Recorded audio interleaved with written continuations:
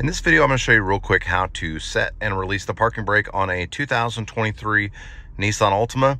Pretty simple process. This does not have a manual parking brake. It's got an electronic parking brake.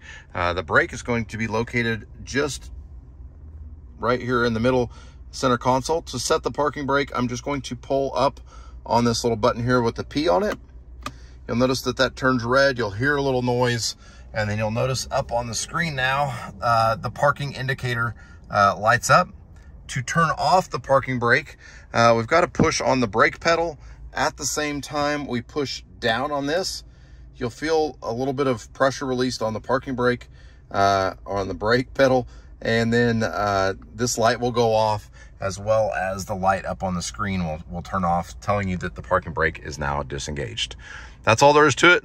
If you thought this video was helpful, give it a like, comment with any comments, and subscribe to help us make more videos just like this. Thanks for watching.